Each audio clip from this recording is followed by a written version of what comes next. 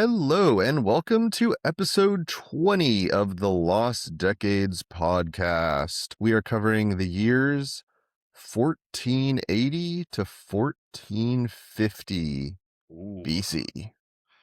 it's the This BC Renaissance. episode is coming to you for the first time live from the Jersey Shore. You're filming a Apologies new episode. for what'd you say? You're filming a new episode. So, Yeah, exactly. Yeah, the reunion. We got Snooki here. The situation in this case is the Bronze Age. I actually did want to talk, speaking of the Bronze Age, to start yeah. things out. This is very tangentially related to the decades we're talking about in this specific episode, but, um, the Odyssey is like the biggest movie in the country right now, and it literally mentions the Bronze Age collapse. hmm So we probably won't actually get to that for a couple months, if not like a year from now.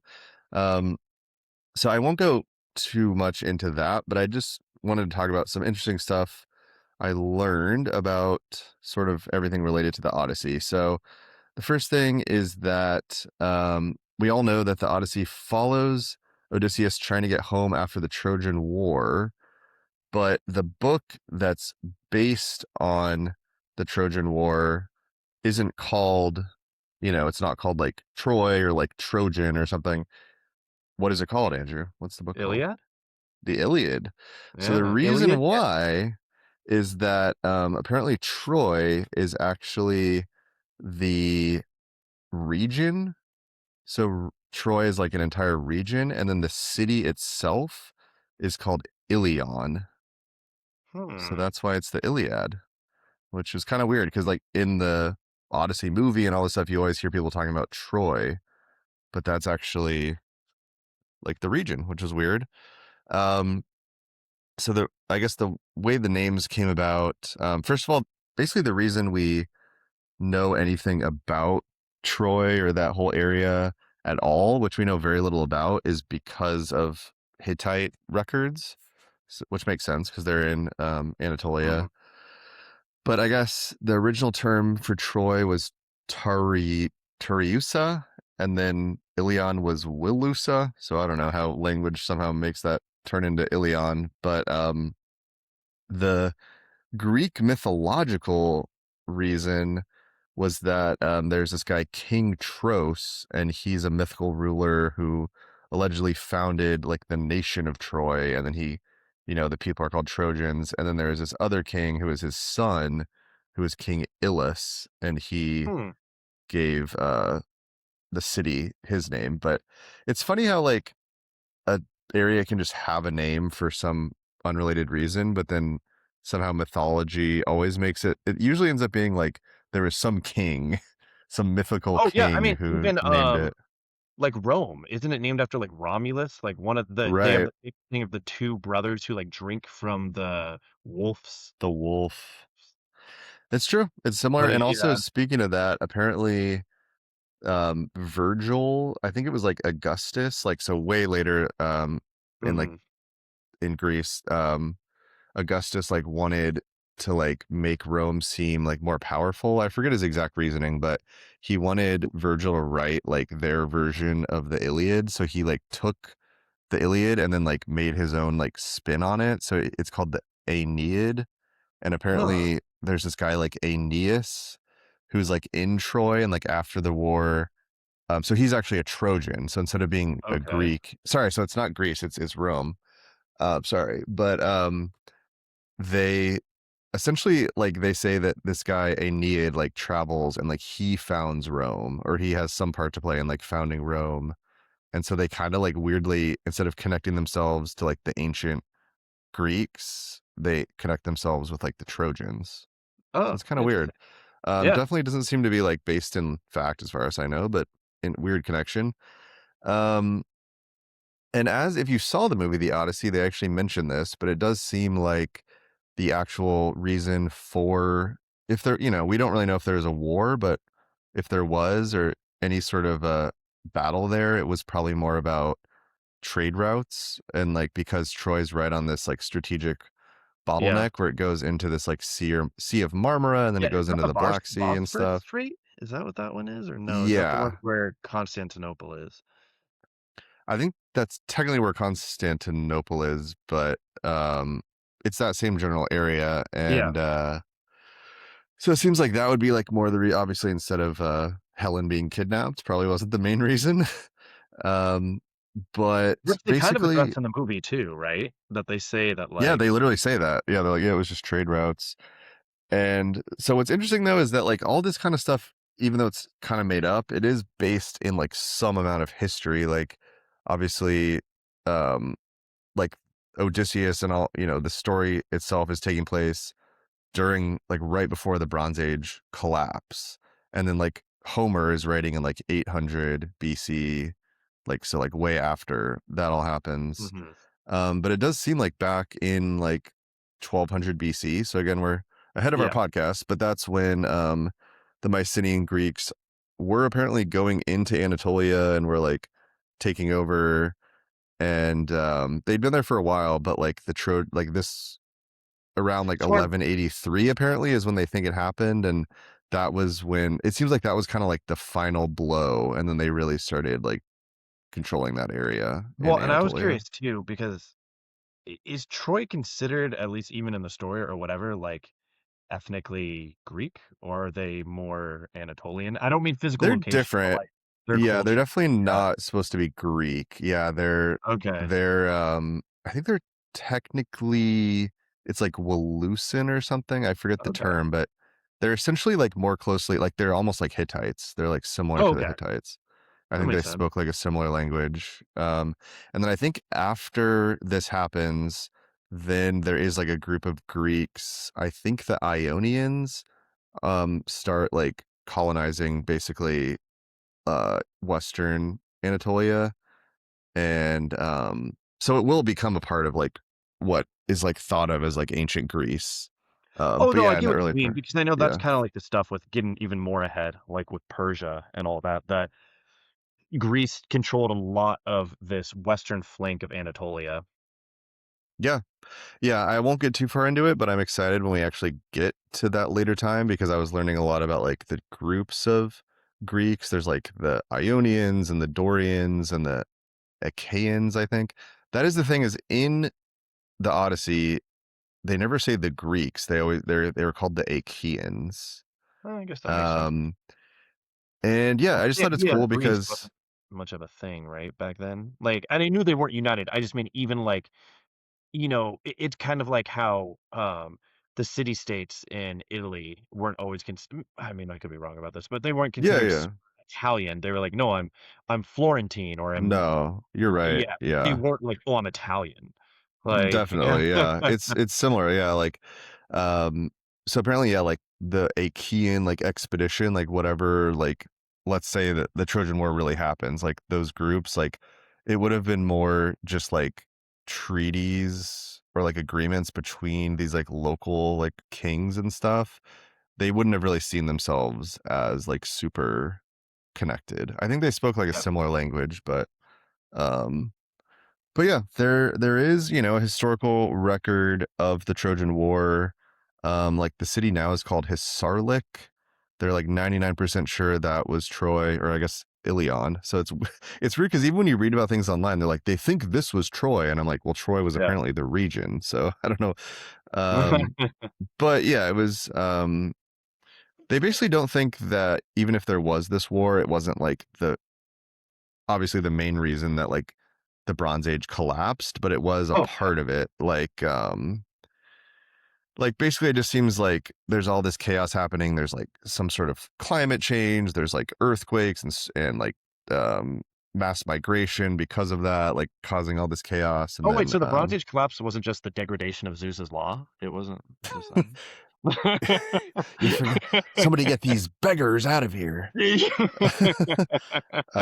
So yeah, that's all I really wanted to say was that it is pretty cool that like the biggest movie of the year is literally about the Bronze Age collapse. I would have never predicted that. Like it's Had kind we of the thing done I had we started this podcast, like, I don't know, a month or 2 earlier, we might have been at the right time period, I don't know. true, but we still got to mention it, and Yeah. it'll still be cool when we get there, and it is fun that we're still talking about the time, like, for Achilles or whatever, like, the time we're talking about would be, like, his ancestors. It's like, now we're going Yeah. real far back. But it is cool just the concept that, Homer and all these guys, their, like, fantasy vision of, like, their ancestors is, like, what we're talking about. It's, like, these Mycenaean, like, palaces and this Bronze Age, Mhm. like, society that it's weird that we probably know, like, certain things better than they did, like, because Oh, we have, definitely. all this history, stuff that obviously that they probably knew that we don't, but yeah, it's cool. So that, definitely wanted to touch on, but, yeah, go see the Odyssey if you have. I'd say even if you can't see it in IMAX, I haven't seen it in IMAX, and I thoroughly enjoyed it, so don't worry, if you can't see it that way, but let's jump on into our old friends, Egypt. Ooh. So Upper and Lower Egypt. Upper and Lower Egypt are connected once again. I was gonna start actually with Hatshepsut. Yeah, no, So, that I think that's the best way to start, yeah. because she actually ruled kind of like perfectly within this window. She ruled from what I wrote was 1479 to 1458. Oh, I have And 57, but honestly, it's oh, splitting uh-oh. hairs, yeah. Yeah, we should have a long Um, debate, historical actually, debate about let's why. just stop the episode. Yeah. We're way off. So she at first was like the senior co-regent for her nephew Thutmose III. I guess it was kind of her son. It was like her stepson slash nephew, Thutmose And the main reason for III. that was it was because it was her husband's, because again, they married her brother, her husband's, like, 2nd wife's son.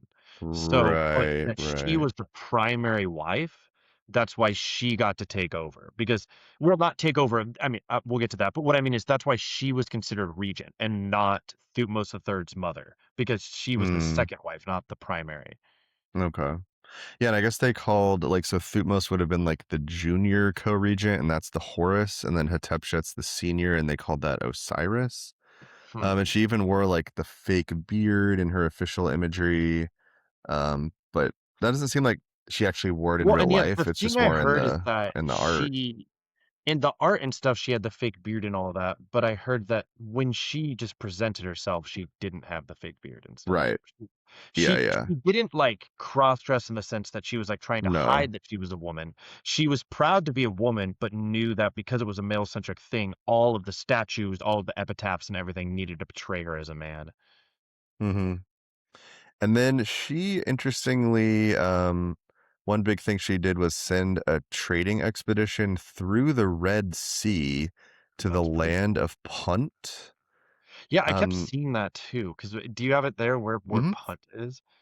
So no Yeah. one really knows, but yeah, they think the best guess is kind of this general sort of like Ethiopia, like northern Ethiopia, maybe even like in like Arabia, like southwest Arabia, which I think is like Yeah. Oman now and stuff. They're not 100, it's very mysterious, but they did bring back myrrh trees, ivory, gold, exotic animals, and they have like um a relief of that somewhere. I saw the thing Um, about myrrh, and that just sent me back just 'cause I know all the frankincense and frankincense myrrh, and myrrh. yeah. Yeah. I've seen candles that have like myrrh scent, and I think I bought one, and it was very nice. It was nice. But it's interesting that apparently for the Egyptians at this time, like they're used to the Nile River, obviously. So like to them, Yeah. the Red Sea is like basically just going straight into the Pacific Ocean. Like it's like a totally different sort of like pretty intense thing. That's why no one had really done it before. So, but apparently they just really wanted, and actually they apparently also were getting frankincense and myrrh. Yeah. Um, and yeah, they came back with 31 live myrrh trees, and Yeah, she which they planted in also Egypt, which is cool. right, and they apparently used you could use frankincense to make like eyeliner. And Oh, it's I apparently the did first read time. about that, and I was a little confused, like, I understood the words, but I was like, "This is a weird," 'cause I read a thing that was a weirdly detailed paragraph describing how they did it, and I was like, "Man, this guy's Hmm. really into." on this Because maybe eyeliner. it also it's sort of like football players, like it's not fully just like for looks, but like it would actually help like in the sun if you could have like a I could see good that, yeah. like eyeliner kind of thing. It is weird though, because you think it wouldn't be that hard just to find like black like ash or whatever. Like, but who knows? It must have some qualities that were it like stayed longer, like water resistant or something. And apparently, she also sent raiding expeditions to Byblos and the Sinai Peninsula shortly after this. And actually, they think that some Egyptians they might have thought that the land of Punt was their ancestral homeland, which is Interesting. pretty I never crazy. caught that. That's super Yeah. cool. Well, I guess Um. that Yeah. and not What? that it tracks, but we talked about how early Egypt, they weren't sure if, like, they came from the desertification of the Sahara or if they came Hmm. from more south, more, like, kinda tropical regions and kinda came up. Yeah, I So, wouldn't be surprised. I mean, they probably were, like obviously a mixture of people from like all around these different areas, but like I wouldn't be surprised if at least some significant group of like Egyptians was from like kind of this area because it seems more green. Just looking at this map, it seems like it was maybe more yeah. green and who knows. But I 'Cause, yeah, always I love that heard kind of stuff. so Like some Vikings think that their ancestral homeland was like in like the Middle East or something crazy. interesting. I didn't know Yeah. that. Okay, Yeah. I wow. don't think You that's know like a lot more real, of this but they, random like, I did not know about any of this. This is cool. yeah, Like, let's find out. I I don't know love because that kind 'cause I'm of stuff. fascinated by Yeah. it too, to, like, where people Yeah. whether it's true or not, where they see their homeland being from. I Hmm. don't know, it's just interesting. And just how in their head it's probably some like really like mystical place, and it's like, oh, actually, you were just from like Turkmenistan, but like to you, that was like this land with all these giant mountains. But yeah, that was kind of for expeditions. But then Hatshepsut was also just one of the most prolific builders in Egyptian history. She expanded the Karnak temple. She added obelisks and shrines, and she restored this like temple of Mut, who is the ancient goddess of basically just like of like women. She was just sort of like the major like female goddess. Well, and it And tracks because they talk about her trying to almost, like, feminize some of the older pharaohs and traditions and stuff to try to make it seem like, "See, it's not that weird that I'm a woman pharaoh, like, that's not that weird, like, that's totally normal, like, true, it's that's a happened in good the past point. before." Yeah, because I Like, think she that's why kinda it tries to put an feels. emphasis on that. Yeah, it seems like she a lot of times was seen as like being the wife of Amun Ra, but also like she's associated with like the primordial waters of She and eventually apparently claimed that her birth was from Amun. oh, interesting. Yeah, at a later Um, time. that makes sense. Yeah, she definitely liked to build up her like resume for sure. And And yeah, then I apparently the saw name. the did you see the thing where they said they think around her time is when they started calling them pharaohs? That before that they hadn't Oh, been doing really? that?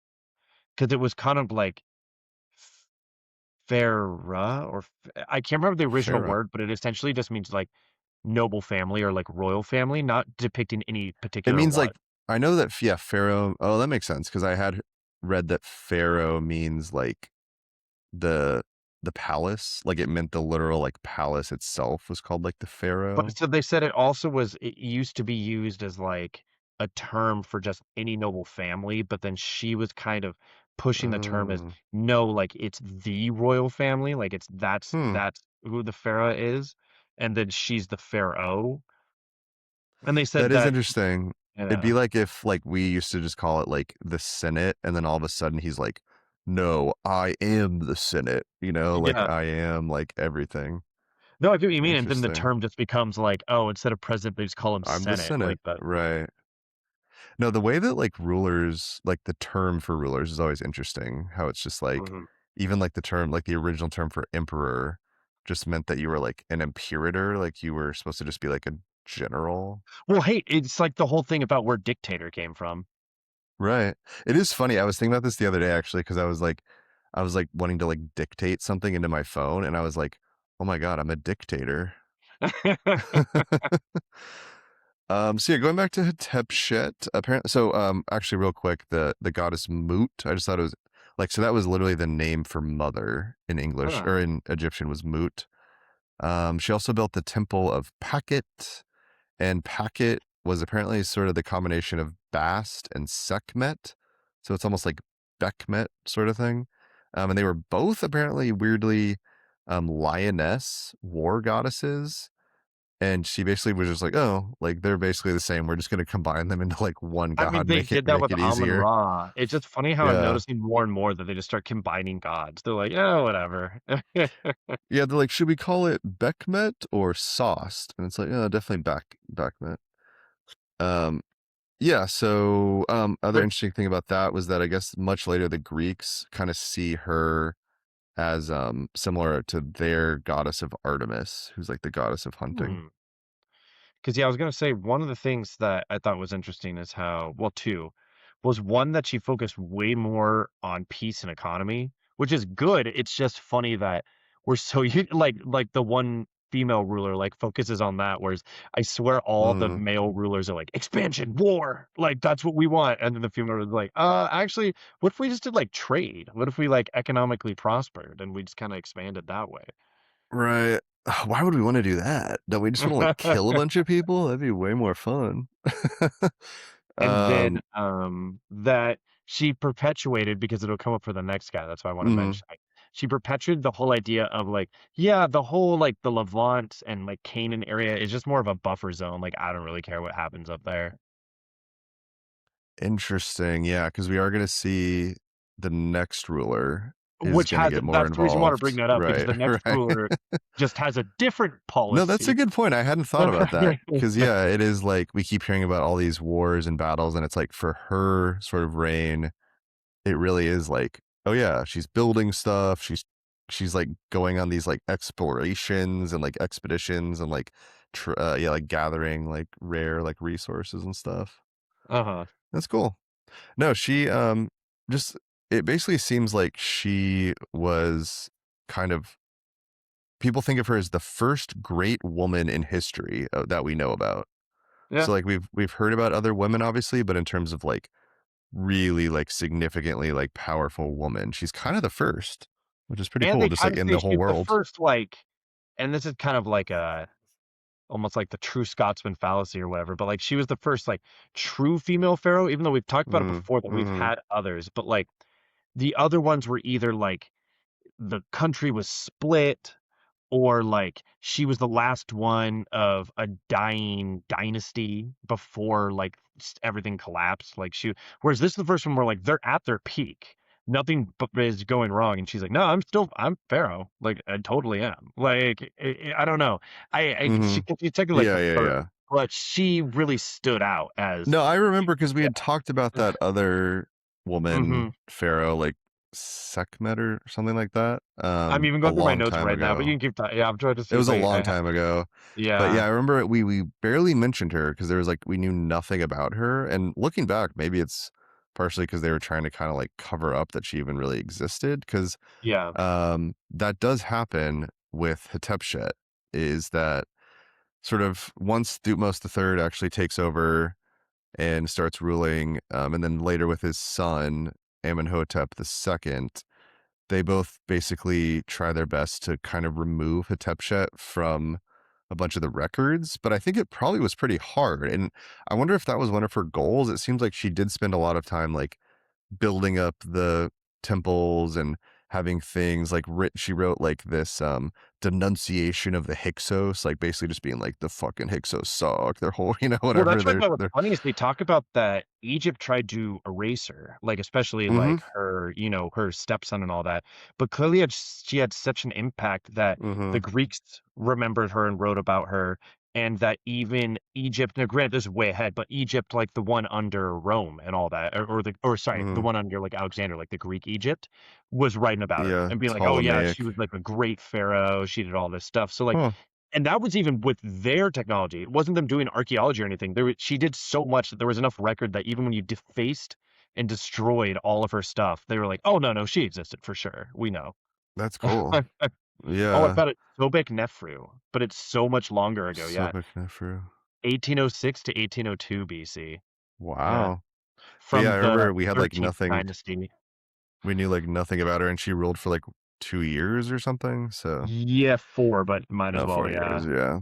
So yeah, we're finally at big moment. First, famous woman essentially. But yeah, they couldn't fully erase her, and apparently, yeah, like later on, I think after kind of the initial rulers that probably felt like she was like, you know, taking too much attention, and they were like, well, actually, like, I'm pretty cool too. I think once they moved on a couple generations, they started like, oh yeah, like she actually was fine, like the Yeah. later pharaohs and stuff. I mean, a lot of from what I read, and granted, it was only for Thutmose III and him dealing with it, is that I think he was worried that since she was like such a strong regent and stuff like that, and even though, well, she was regent and then took over as pharaoh in her own right, because that was a distinction they made at some point. um, that he was kind of trying to show his independence of like, I'm not her, I'm not my stepmom, I come from my father, like this is the true lineage. She's like, I guess kind of trying to dissuade any possibility of there being another royal line or anything like that by being like, it's Mm-hmm. only me. And like trying to Right. solidify his son as the next They're one, his and no son. one Right. that's in her line. So Yeah, I think that was so part of it. definitely. And apparently she dies in like 1458, and that's when Thutmose III finally becomes sole ruler. And then, literally, speaking of what we were talking about earlier, in literally 1457, there's the first recorded battle in history. Basically, the Battle of Megiddo happens. The reason this battle happens, like before getting into it, is he just was not going to tolerate that Canaan and the Levant would be just a buffer zone. He was like, no, this is Egypt, because for the long time, the Mitanni, which we'll get to later, but we talked about last episode as well, is that the Mm, Mitanni were very like pushing into that region and were mm-hmm, bribing the kings, or I don't know what you call them, petty kings, the ones in that area that are technically vassals of Egypt, and essentially mm-hmm. giving them money to start trading with them, stop trading with Egypt, and never outright leave because they knew that would spark a war, but essentially like all but in name be vassals of the Mitanni. And Egypt was sort of like, that's not our region anyway, so why would we care? Like, it's not a big deal. Like, it's just a buffer zone to prevent the Hyksos kind of thing happening again. But Yeah. Thutmose the Third was the first to be like, no, no, no, no, no. This is Egypt. This isn't some buffer zone. This Mm, is Egypt. And by doing all of these things, you can't. And then that's what leads to the battle too. Is a lot of the people in the Levant and Canaan, which I guess are kind of the same thing, yeah. um, essentially all revolt at the same time, and it's because they think Thutmose is going to be a weak king.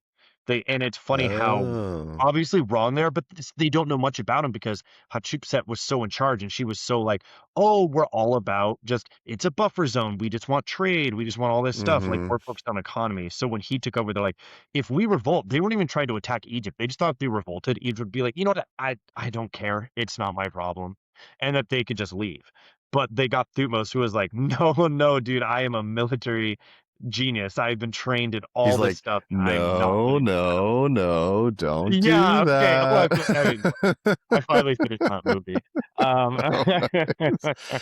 Um, so, yeah, so let's get into the battle then. and So so yeah, then it's let's get into the battle. Yeah. apparently, yeah, so like I said, it's the first recorded battle that we have like any real surviving account of. It was recorded by this scribe Janini, and it was inscribed at Karnak. It was, yeah, like you said, these like this coalition of like Canaanite, Syrian like city states that were all revolting, and it makes sense. It's like, okay, it's kind of the first time Egypt had really pushed up into there, so they're still kind of getting used to being under like their rule, and they're like, okay, well, we want to be independent, obviously. Um, Hmm. and apparently this is we'll get into the battle, but apparently it was like a series of battles after this. He has like a whole campaign that he goes on, Oh and yeah, it's no, he's I even have it. That's why I didn't want to get into it, but for my thing about Thutmose or whatever, I even have that he did 17 military campaigns over a 20-year period, hmm. and this was like the beginning of it. They basically kind of consider him like Egypt's Napoleon, which is pretty crazy. Yeah, I thought that was interesting. And he really like Egypt already was a superpower at this time, but he put them on the map as like the sole superpower. Like nobody can Hmm. compare to Egypt. Well, yeah, Um, because it's like you kind of look now that we've gone through so much of their history, it's like they've always been like a powerful player. Like they're one of the few, if not the only, civilization that we've literally talked about every single episode, but they're very like local power. Like they've always been almost like like in eras of like American history where we're kind of isolationist or like China or something, where it's like Yeah. they're powerful, but they don't really do much outside of their little area. They haven't really had many rivals besides like Nubia and stuff. No, because it makes sense Um, that they're so strong yet don't play any sort of politics with Mesopotamia or anything at all. They had no interest in it. so the specifics of the battle, I guess he assembled his army at the fortress of Ch- Well, before that Tajaru. part too, well, Hmm. or is that where you're getting to? The part where his generals advised him not to go a certain way? Yeah, so I guess Okay. he had his army at it was on like the eastern delta Yeah. and which makes sense, and then he's heading towards there. It's 240 kilometers, so is that like 400 miles or something? He does that in 10 days, and then yeah, there's It's more the a route. opposite. Sorry. Oh, is it less? I always mix that up. Yeah. Oh, okay, a kilometer is So it'd longer be than a like a mile. hundred and something miles. Oh, never mind. That's not that cool. I could do that. He only marched 100 miles in 10 days or whatever it was. I could do that. All right, never mind. He sucks actually. Uh, so yeah, like you said, I guess they're at this place, Aruna Pass, which is near Megiddo, and but it was actually, yeah, sorry, it was this town in Yemen, um, and they found two safe wide roads that were heading towards Megiddo, but then there was one narrow, like exposed road that went through like a ravine that was shorter, but it was like really narrow. And yeah, his advisors were warning him like, if you go in this single file line, it's going to be super easy to get ambushed and we're going to be like screwed. But he, I guess, was just like a super like cocky kind of guy, and he took him down the shortcut, and that actually allowed them to surprise the enemy because they didn't expect them to come Well, down this like and I thought his really weird logic route. was pretty interesting because it Hmm. kind of it seems simple, but it makes sense. They're basically like they're like this pass is too difficult and it's easy to just get ambushed. It's total waste. You should never go there. And so his enemy saw Mm, he was like, well, they'll think the same thing. They'll be like, right. why would anybody ever do this? Actually, it's essentially like a la Hannibal going over the Alps. It's like, I thought why about would the anybody same do that? thing. They're like, why would That'd anyone be, do this? So stupid. Like, especially with elephants. He would never go over that with a bunch of yeah. elephants. But so it's the Yeah. same thing where I was like, the logic tracks though. Like I could see why he thought like, well, they'd be too dumb to do anything either. They would never assume I would do that. So they're not going to guard it very well. Hmm. I know you'd think there'd almost be like more moments like that, but where Hmm. people are like, oh, like this is the obvious like bad choice, so I'm gonna do it. I think it's just um, because, and it's almost like my brain's warped from like playing video games and stuff. And all I mean by that yeah, is a lot of times you're willing to take a risk because it's just a game or something like that. But when it's real life, right, I think just so many people are like, let's just do the safe path. Like, I don't want to risk it. Let's just do the safe right, path. And it right. takes a lot of balls to be like, bro, we're gonna do this. We're gonna We're do gonna this think different. insane thing that nobody would ever expect us to do, but we're gonna Hmm. do it. Like, Yeah, that's true. You have to be a special kind of guy. hmm. And apparently he marched at the front of the column himself, which is cool. But I mean, I apparently the always respect that, and it usually motivates the troops more. So totally, yeah. If you're in the back, it doesn't really, it kind of gives like coward vibes. yeah, Um, so apparently the battle itself was like somewhat, like anti. It wasn't like a super uh crazy battle because of the surprise factor. They were just destroying the Canaanites like because they got surprised and they were like out of position. But there was this part where his soldiers just like were, I guess, feeling like really confident, and they stopped fighting and they were starting to like loot yeah, and everything. not only that, it's a common thing I've read too, where it's what's it called, a baggage train. Essentially the thing that's supporting the army. And Hmm. so they were able to loot the baggage train for the enemy army, and it was full of gold and food, Oh. all sorts of stuff. And then a lot of soldiers I mean, granted, a lot of them are conscripted, but they're Hmm. like, if I can just grab one gold goblet, me and my family are set for life. So like, that's what I'm gonna do. Yeah. True. And then I like can just like leave the battle. That Or makes not even sense, leave the battle, honestly. they just don't care. They figure Just it's one of stop those fighting. easy things of, "Oh, everyone else will be busy fighting, I'll just take this." But then they all the soldiers think that it's like, "Okay." I mean, yeah, you see why it happens because it's like, well, like even if we're gonna win this battle, but then they're gonna divide up all this treasure and the Pharaoh's gonna keep a ton of it. So like I'm gonna get what I can, like while I can, and like we're gonna win anyway, so like I'm not worried about it. But yeah, apparently because they did that, it allowed the surviving enemy troops to like scramble over their city walls. Oh, I guess Megiddo. Yeah, no, And I heard that then too, yeah, so they're able to get into the city, and then they showed that they shut the gates, but anyone locked outside of the gates, the people inside were throwing ropes and stuff over to pull them up. right. And then apparently then it now led to a 7 to 8 month siege, which is Yeah, which crazy. mhm, That would and ob suck if you're like in a battle and you're like, yeah, like we're about to win, we're doing so good, and it's like, just kidding, we now have to do an 8 month siege of the city in the middle of the desert. yeah, I have here too that he had them his troops dig a massive trench and a wooden palisade wall surrounding the city, which is just Mm, kind of funny because it's a very, like, it's a different thing. I can't remember who did it, but there was one of those Roman things where someone did that to a city trying to starve it out so that they could never escape. mhm, But then an enemy army was coming to relieve the city, and so then he also built a second set of moat not in this case, sorry, again, a Roman thing, mhm. built a second set of walls and moats around the outside. So there's like a city with a wall and a moat, and then his army, and then another wall and moat, and a third Really? army. It's like no, it was like the funniest situation. That's just what I always think That's of. crazy. So I didn't even get sidetracked, but it just made No, me no, think that's of interesting. that. Like, All I really had to um say after that, because I didn't know much about like how they ended up like, they just starved out the siege and then they won. It was written by this scribe, like I said, who kept like a daily journal on parchment during the campaign, and then they later inscribed it onto the walls of the Temple of Amun at Karnak, and no one could really read it until Champollion.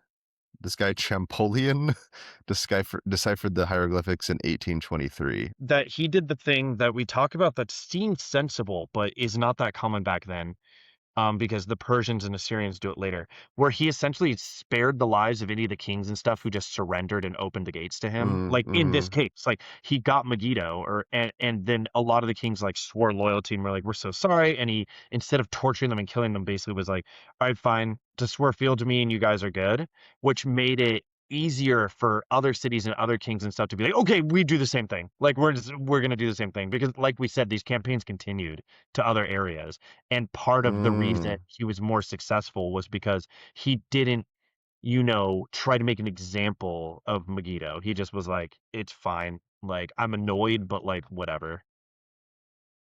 Yeah, and it kind of makes sense because yeah, I saw that he like took back some like hostages of like I think like powerful leaders of like the Canaanites. He like took their sons and then he would raise them in the Egyptian court, and then it Mhm. kind of helps, you learn about more about their culture, and then you kind of just I don't know. I feel like there's something about having hostages. I guess it just also Yeah, makes no, them no, it not makes want to sense. rebel again It's because like then a you could kill their sons. But It's like a funny 2 for 1 thing too, because it's like you have the sons, which is what I thought the original point was when you think of like, because this happened a lot with like Transylvania and stuff and Hungary when they were against the Ottomans. But they would take the mm, sons and hold them. And I thought the main point originally was just like, oh, well, I have your son and I could kill him. So you got to do what I right, say, which is part of it. But the right, other part is the kid is raised in this court. So in this case with Egypt, where they're basically Egyptian in terms of culture and everything. They're grown up mm-hmm, with Egyptian culture. They're treated well, so they like Egypt. They know how Egypt thinks, how Egypt operates, and they agree with them. mm-hmm, So they're like, this is good. Like, why would I not want to serve under the guy who's been feeding me and giving me gifts and stuff my whole life? This guy's mm-hmm. awesome. Like, I'm totally down. So I don't know. I Yeah, think it's yeah, for interesting. sure.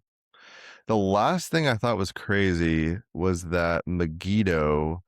Do you know what the Greek version of Megiddo is? No What the word idea. is? Armageddon. Oh no way. And they basically think the last battle that will like end the world will happen at Megiddo. That So is the first funny. battle and the last battle. It's pretty crazy. Yeah, because the other things I had for him though was He built a navy, Egypt's first navy. Oh, wow. Uh, Okay. they mainly used That's a it to big deal. ferry troops and stuff, but I mean, that was kind of the thing back then, like, to go into old combat with that too, like old naval combat, it's funny, like, again, going tangent, but, like, when it was the Persians versus the Greeks, combat used to just be my trireme goes to your trireme, and then I put a little board, and we run across and just fight with swords. Like, it's basically a Mhm. land battle on a boat, but, it Right. adds some That's what dark I'm stealth doing there. in Assassin's Creed Odyssey. That's sort of what we're doing. I guess I am sort of, they do have arrows. They're, like, shooting arrows at the boats True, and true. stuff. Yeah, yeah, Um, yeah. But yeah, I well thought it was interesting too that he had a son, Amenemhat the first, who died before he mm, did, before Amenhotep the second becomes like the co-regent and stuff. And I know we're not getting into him. I only wanted to bring that up because I was like, Amenemhat before Amenhotep. I was like, I've heard that name. Yeah, that was the kings from the 13th dynasty. We talked so much about them. The one that I kept not calling the right name in like the first episode. I yeah, kept no, being that's like, what I what's his thought you son's were name? actually making a mistake, but you're saying he named his son His Amenemhat? first son was named Amenhotep. Amenemhat. There you go. I was saying it wrong Yeah. because I see it here. It wasn't until he had another son, and that son died. And so then he had another son that Oh. he named Amenhotep, and then that's the one that became king. But I just thought it was Hmm. really interesting that his first one that was going to be regent and was going to take over was Yeah. Amenemhat. Amenemhat. That And I is was like, crazy. that is so crazy. Because yeah, for them, that's, like 400 years before or whatever. Uh-huh. So, And it's what they see as the last great dynasty because that was the dynasty mm, before all this intermittent period in Egypt being all split, and they're the new dynasty. So it's almost like they're showing respect for that old one. hmm, that's crazy. Yeah, Um, well, did you have anything else about Egypt in general? I do not. Nice. All right. Well, I think we covered a good amount. So checking in, I think last week we mentioned the Mitanni, but I looked more into the Mitanni because that's one big thing about this time period, like 1500, 1450, is the rise of Mitanni. Mm-hmm. And there is this ruler who ruled a little bit before now, I guess. So hopefully I didn't mention him before, but Baratarna. Did we talk about Baratarna? He ruled I from don't know if we actually did. Here, I'll 1510. go to my previous one. I don't I don't think have we too did. much about him. He ruled from 1510 to 1490 BC. And apparently they kind of consider that the peak of the Mitanni, which seems weird because it's like the very beginning.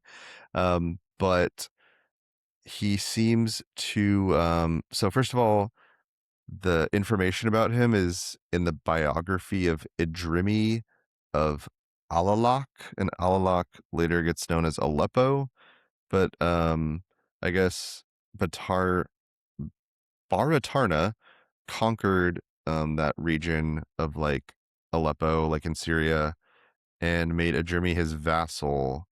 And then Adjurmi became king of Aleppo, and then he had like a treaty um, that also showed that Hilia, the king of Kizuwatna, was also Mm-hmm.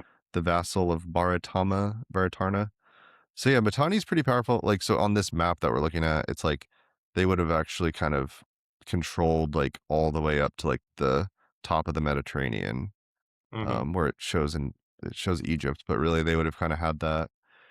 And yeah, I think they helped out like the Canaanites during that Battle of Megiddo. I'm pretty sure Mitanni also was like Oh, they did. That's what supporting. I didn't know if you were getting Did you into say because that? that's Oh, where we okay. have um for the Mitanni Kingdom. Sorry, I have the name here. I'm trying to make sure I pronounce it. I'm saying it in my head.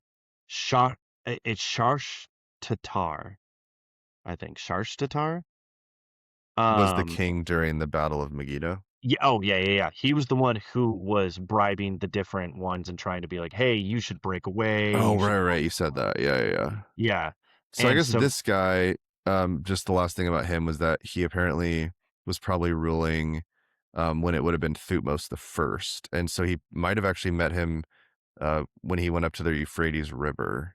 He would have yeah, maybe met Baratarna. So that's pretty much all I've got. so yeah. Then getting into Sharsh Tartar, Sharsh Tatar. Yeah, sorry. Sharshtatar?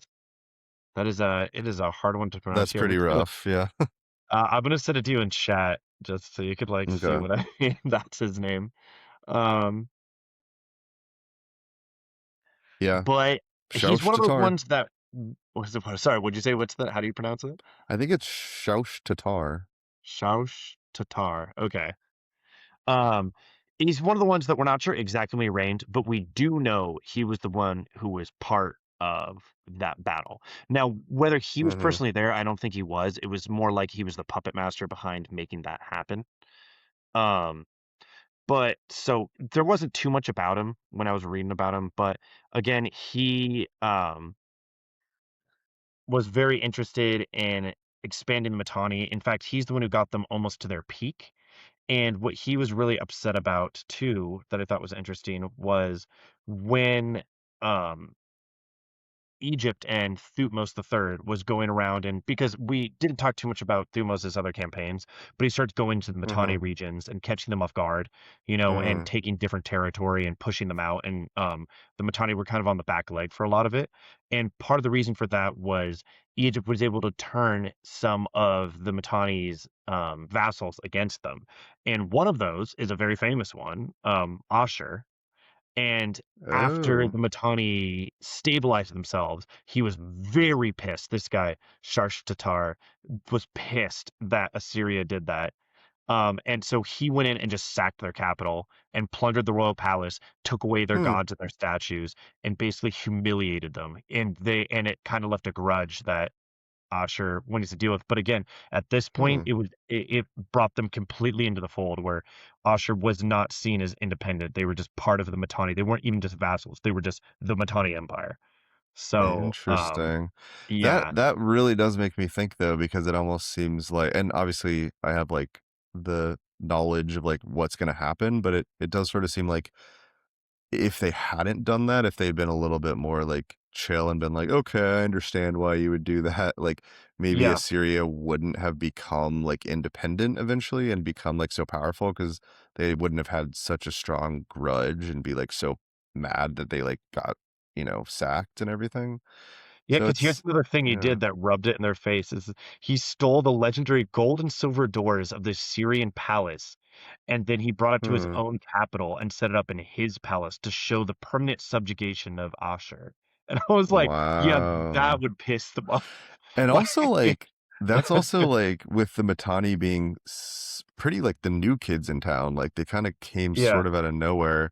And, like, we haven't got to the Assyrian Empire yet, but we've been talking about the Assyria, like Assur and everything. Like, they've been around, like, they're part of, like, during Babylon and during all this stuff. Like, we've been bringing them up. So, like, they would probably hmm have seen Mitanni as, like, oh, you guys are, like, just got here and now you think you're like hot shit, and you're And that's stealing our kind of what it doors. shows is I think the reason a lot of people don't know about the Mitanni is they kind of are the more I read, like in terms of global time span, because they did last, several centuries, but they're kind of like a flash in the pan, Mhm. if you will. Yeah. Like they kind of start out small, boom, got big, started taking all this territory. Because one of the big things was when we talked in previous episodes that the Hittites were kind of getting pushed back and they were shrinking more to their core.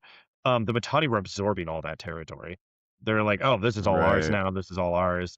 Um, and that's kind of one of the things that's weird is so they pushed all the way into northern Syria, western Anatolia, and they had Aleppo and Alaka, and then Kitswana, yeah. And then they pushed, yeah, into the Zagros Mountains. And Yeah. but the thing was, because that's where we'll get to, I guess, the final guy of the day, because this is considered the Sharsh Tatar is considered like one of the greatest rulers who pushed the Mitanni to their peak.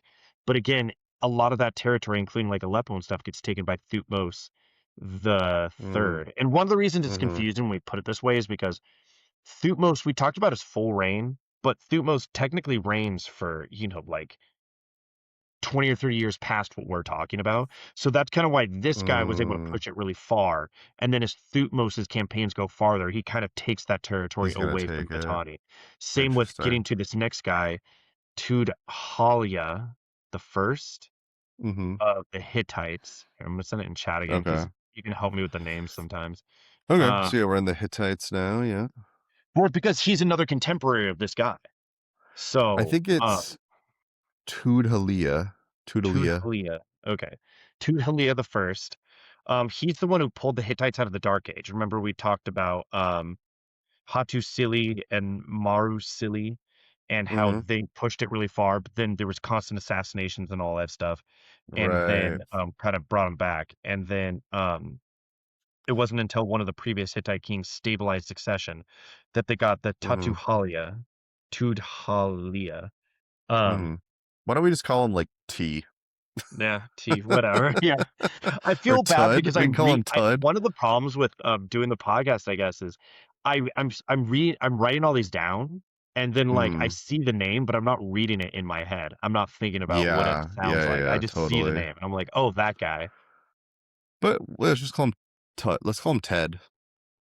But so he um seized the throne following another assassination, but he wasn't the one perpetrating the assassination. It was some other people who killed the previous king, and he, instead of killing them, exiled them and was just like, whatever, I'm gonna be better than everyone else. Um oh yeah, and I forgot that so he did push west and he went against the uh Oswalza. I can't remember how you say that. You Arzawa. had it on the previous map, the of It's right Eastern here. It's Anatolia or Western Arzawa. Anatolia. Yeah. Yeah, Arzawa. He pushed in there because he, Oh, unlike, wait, sorry. Real quick. yeah. Look what's right here. Oh no, Walusa. dude, that's actually part of this. I even have a thing here, the Troy connection. He conquered Oh, shit. lands named Tarusiwa and Wulusia, like over in that Yeah, region. Walusa, yeah. Um, During this campaign, which modern scholars widely identify as the earliest historical references to Troy and the surrounding area. So That's he's the awesome. one who pushed into there and basically started setting up that region. That's Again, what nothing to like what we yeah. know later on, but this is the first guy to set that up. And I just That's thought one that was thing that I super. think is kind of funny is, like, I guess because, like, recorded history starts, like, so far east that, like, Hmm. it's like to them, the Greeks are like these like weird barbarians that are super far away that like we don't know anything about. And we're like starting to get into them now. But then like ev- and then it's like even then when you think about like Europe, like in Spain and Germany and all this stuff, it's like we know like very, very little about like what they're up to. Like they were like super barbarians to like Yeah. I don't know. I'm just thinking about because like how Walusa is so far west, where it's like they're really far away from Mesopotamia, but like they're interacting with the Greeks and everything, but then they don't even know about what the hell's going on in Ireland. Like that's just so far for them. Well, and it's just funny that, for us, this is like the East or the Near East or whatever you want to Hmm. call it. But for them, it's like this is the regular world and like Greece and stuff is like the far West, Hmm. Like, And I really think because of like the geography, like they really saw like kind of the Mediterranean, and maybe it'd be like okay, like Mediterranean, Red Sea, like Nile, maybe going up to the Black Sea, maybe like the Caspian, and that's like literally the entire world. It's like, okay, that's the whole mhm. world. And then yeah. Actually, yeah, that's a good map of that, but So what's interesting though is this guy. Again, we have so many greats because that was like we're talking about Thutmose III was one of the greatest for Egypt, and and then we Hatshepsut. yeah, and then we talked about again the Tatar, which is the greatest of the Mhm. Tani, and this is one of the greatest of the old Hittites, because Interesting. he ended up pushing down south into the areas until essentially he started capturing everything until he was bordering Egypt. He essentially cut off the Mitanni from the Mediterranean Sea completely. Um, and he was Oh just winning wow. battle after battle. And the whole part was, um, Oswala, I keep saying that wrong, but anyway, Mhm. his western front. Mhm. When we talked about Arzawa. previous Hittites, it was funny how they kept going east and taking things like Babylon and stuff, but had to rush back because getting attacked in the west.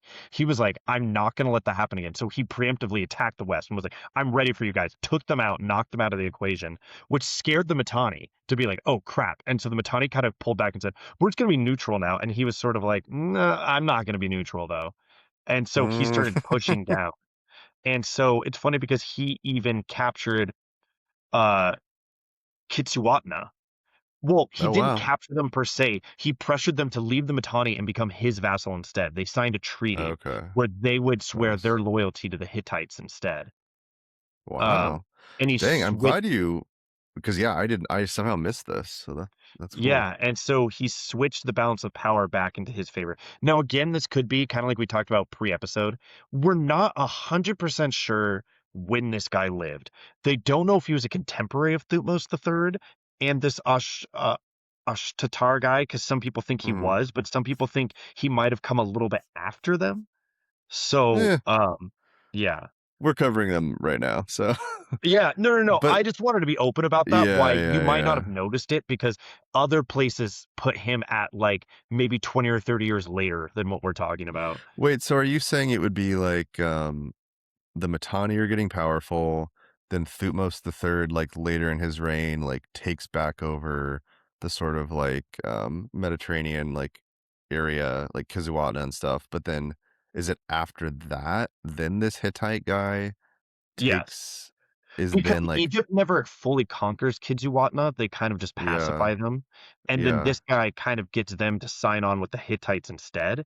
And the okay. Hittites and the Egyptians sort of have this uneasy, just kind of not alliance either, but sort of like a, hey, we can tell that Matanya is the problem. So like, let's just Mhm, let bygones be bygones. And we're just gonna chill, and that's why they show that the Hittites push down until around they reach the Egyptian border, and they're sort of like, oh, we're done. We're not getting involved with that crap. We're mad at the Batani. We have nothing against Egypt, so they push down to that border, and they're like, we're fine here.